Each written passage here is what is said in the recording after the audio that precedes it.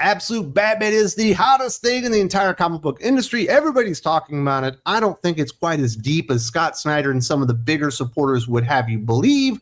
I just think it's kind of mindless popcorn action fun. And Snyder is still out there actually pushing the book, pimping it hard.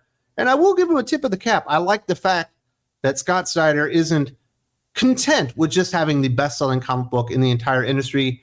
He's looking to make it bigger and bigger, and obviously he has plans through 2027. He released that recently, I think at his Best Jacket Press Substack or whatever, had a few interviews talking about some of the major things coming out of Absolute Batman that people should be looking out for. We've got a couple of characters that you're going to know in the not-too-distant future. He also had some very interesting things to say about releasing monthly comic books and what writers need to do to make this a format that really experiences a renaissance in 2025 that I agree with mostly. So let's get to what Scott Snyder had to say regarding Absolute Batman.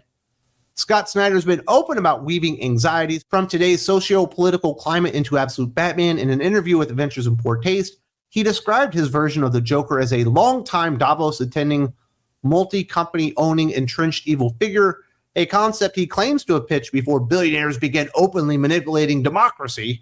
The world caught up, Snyder said, suggesting that real-life events have started to mirror his darker vision. He promises to channel present-day fears into the series through characters like Joker, using them to explore themes of nihilism, authoritarianism, and unchecked violence. While not a direct political allegory, Absolute Batman is clearly intended as a reflection of the modern world's growing unease. And I saw some people kind of freaking out about this. I don't think what he's saying or what he's done so far is all that bad. The idea that billionaires have never been involved in politics is pretty funny. I guess George Soros doesn't exist, or the other billionaires out there that are secretly pulling our puppet strings. I don't know about you guys, but I'm fully aware that this has been going on for decades upon decades.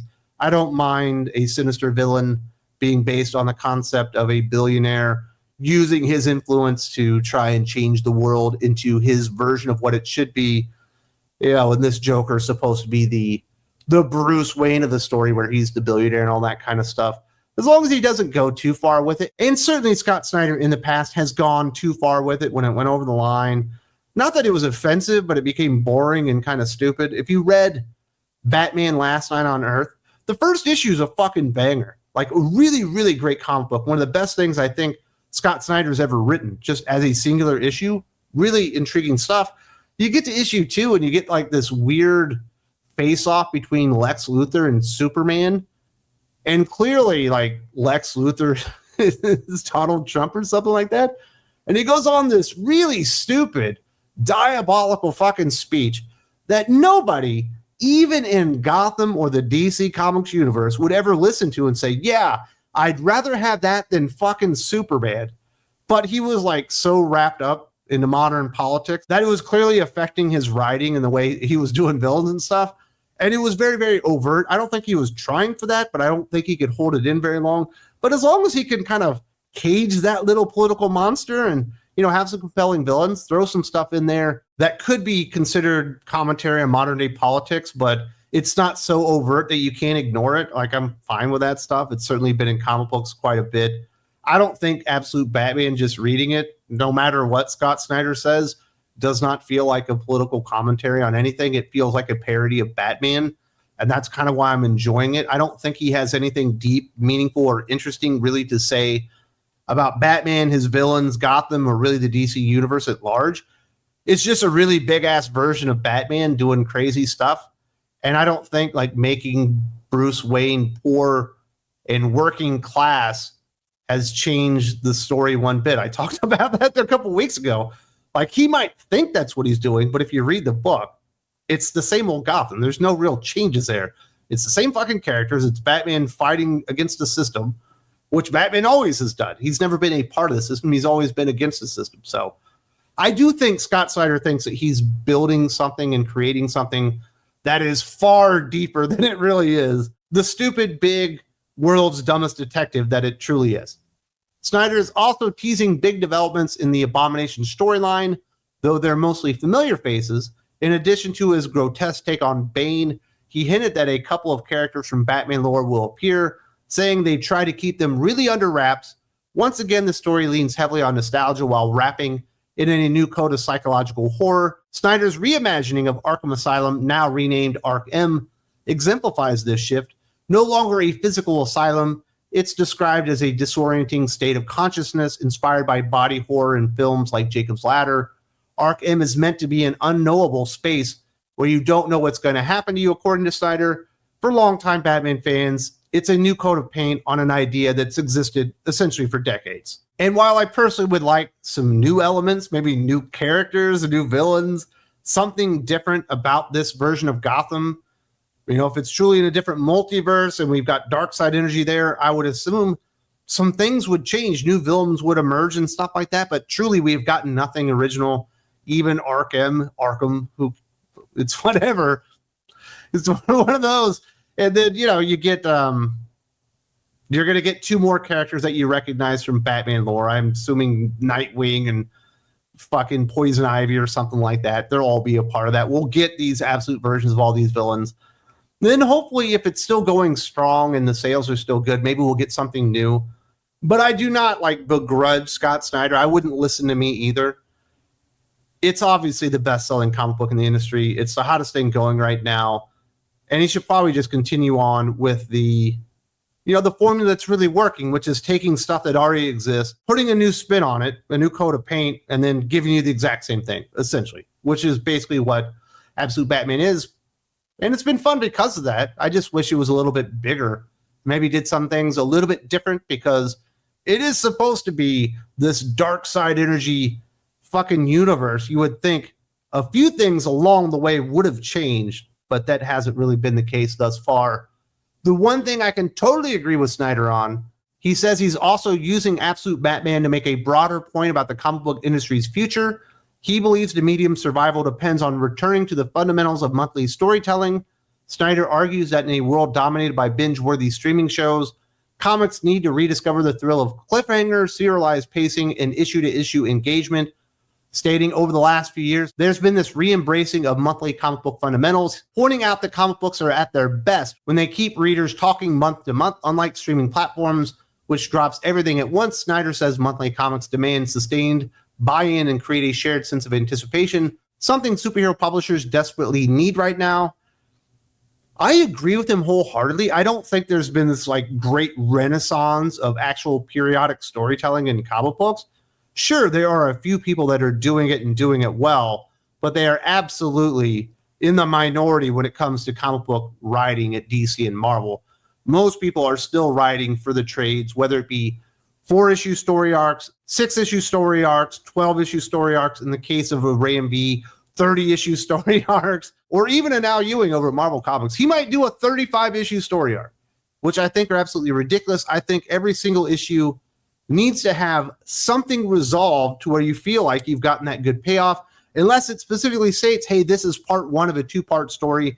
It's so big it can't be contained in one issue, but those should be absolutely bangers. Those should be the biggest stories out there, where you get that cliffhanger or that teaser on the final page, and then you get the ultimate resolution in the next issue. Far too many comic books are just like day in the life of the story goes on and on and on, and you don't get those great moments. I think every single comic book issue, not story arc, should be a crescendo. It should start out, get you excited. The anticipation builds and builds and builds over the life of the issue until it ends on, the ultimate climax, where you're really satisfied with the conclusion of what you got. Whether they won or lost, something is resolved and it ends on the highest note. We do not really get that these days. And I certainly don't read Absolute Batman going, wow, this is really a return to Denny O'Neil style storytelling. This feels like Chris Claremont back in the day, the master of periodic storytelling. This reads like Stan Lee, making sure we got the villain in there and he was defeated all in the same issue. Sure, there are battles in Absolute Batman, but the big villain was Black Mask, and it took him 6 issues to defeat him, writing for the trades. So I don't know that he's doing exactly what he thinks he's doing, but I wholeheartedly support the sentiment that we need to get back to awesome periodic storytelling, where every single issue can be pulled off the shelf, read, and be the first experience for a comic book reader, and they would want to come back, knowing that I get all of this awesomeness in 24 pages, not with a case of the comic book blue balls thinking, oh my God, this seems interesting. but I got no payoff. I guess I have to wait a month to figure out what actually happens. No, shit should be happening. Important stuff should be happening every single issue, in my opinion. I don't like writing for the trades, and I certainly don't like the more modern writing for the omnibus approach that a lot of people are taking. So hopefully some of those younger comic book creators that look up to Scott Snyder will read that interview and be inspired to actually make $5 worth of entertainment and put it all into one fucking comic book instead of making every story cost fucking $50. It's absolutely ridiculous. The last thing I want to talk about, which I thought was funny, he did address the kicking the baby story. One of the standout moments from Absolute Batman thus far, the now infamous scene where Batman dropkicks a kid, wasn't part of some grand plan. It actually started as a joke. Snyder admitted the moment came from a casual exchange with artist Nick Dragotta, who asked if it might be too much. Snyder's response, "No way, dude, you're keeping it in." That page encapsulates what Snyder wants from the series: loud, unhinged, unforgettable storytelling that keeps people talking. He wants readers to finish each issue and ask, what the hell did I just read? Whether it's good, bad, or just plain bizarre, Snyder is clearly aiming for Absolute Batman to leave an impression, and certainly the drop kicking or punting of the baby from the boat into the ocean did leave an impression. I thought it was hilarious, but when you get moments like that, it is very hard to take his Absolute Batman as a serious interpretation or version of Batman, or a story or character or universe that you're really supposed to take very seriously. That's why he is the world's dumbest detective. He actually punts children into the ocean as a means of retribution. He actually melts people with hydrochloric acid. He gouges their eyes out with spikes. He cuts their hands off with fucking axes. He blows up an entire group of people running away from him that he told to run away. And, I'm here for it. I think that stuff's fun, but it's not really Batman. So who are we kidding? It's not as deep as Scott Snyder would have you believe, but I'm definitely here for the ride. I'm enjoying it. It's certainly better when Nick Dragotta is illustrating it. And there's no doubt that people were talking about punting the baby. I talked about it. I'm still talking about it. And there was a mention of it in an article, and I wanted to talk about it again. So obviously, it was a real crowd pleaser, and it certainly left an impact. I don't know if that's the kind of talk that's going to get people coming back every single month. Is like, who do you think he's going to punt next time? Is he going to punt a pregnant woman in the ocean? Perhaps he'll punch a grandma. Maybe he'll punch a puppy, something like that. I don't think you want people discussing Absolute Batman in those terms, but at this point, I don't know how they could discuss it in any other terms, because it is just big, dumb fun. If you appreciate this discussion and this coverage of comic books, Absolute Batman in this case, and you would like to help support the mission of Think Critical YouTube to continue spotlighting comic books, the greatest storytelling medium in the entire world, and you would like to be part of the family, there's one place to do it. It's called Think Critical Patreon. There's a link in the video description. There's a button right here, and we do hope to see you there very, very soon. Got lots of podcasts with your favorite guests here on the channel. Doc, Aaron, Nick Weiser, Jim, all the good ones are there. Hope to see you.